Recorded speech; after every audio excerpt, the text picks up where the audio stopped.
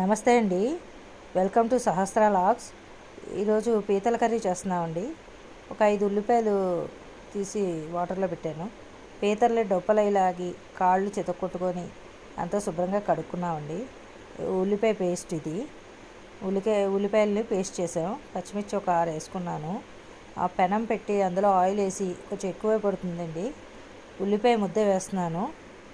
ఉల్లిపాయ ముద్ద వేయించేటప్పుడు కొంచెం పచ్చిమిర్చి కూడా వేసేసాము.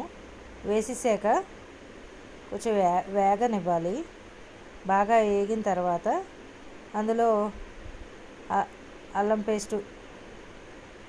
పేస్ట్ ఒక స్పూన్ వేసుకుంటున్నాను. స్పూన్ వేసి బాగా కలుపుకోవాలి. తర్వాత మసాలా కూడా వేస్తున్నామండి. 2 స్పూన్స్ వేసాను. వేసి కొంచెం ఎక్కువే పడుతుందండి, నీచు వాసన రాకుండా ఉండడానికి. బాగా కలుపుకోవాలండి. కలుపుకున్నాక మనకి సరిపడే ఉప్పు, నేనైతే 2 స్పూన్స్ ఉప్పు వేసుకుంటున్నానండి.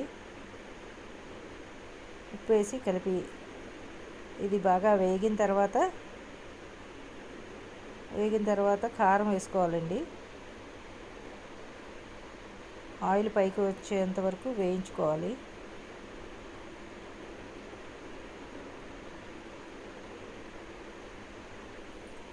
బాగా వేయించుకున్నాక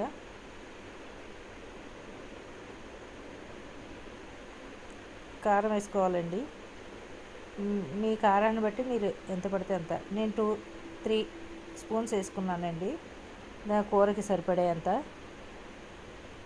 అంటే పీతలను బట్టి మనం వేసుకోవాలండి, మనకు కారం తినే టేస్ట్ని బట్టి.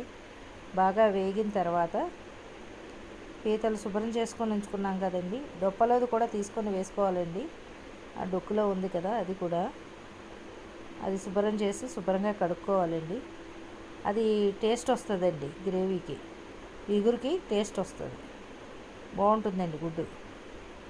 ఇవన్నీ ముక్కలు అందులో వేసి కొంచెం కలిపి తర్వాత ముక్క ములిగేంత వరకు వాటర్ వేసుకొని ఉడికించుకోవాలండి.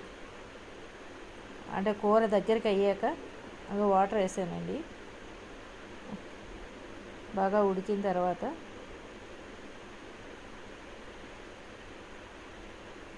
మూత పెట్టుకోవాలి. బాగా ఉడికిన తర్వాత కొత్తిమీర వేసి ఆఫ్ చేసుకోవాలండి. ఆఫ్ చేసాక అదిగోండి ఉడికిన తర్వాత ఇలా ఉంది, ఆయిల్ పైకి వస్తుంది. వచ్చిన తర్వాత సర్వింగ్ బౌల్లో తీసుకొని తినడమేనండి. నా వీడియో కనుక మీకు నచ్చినట్టయితే లైక్ అండ్ షేర్, సబ్స్క్రైబ్.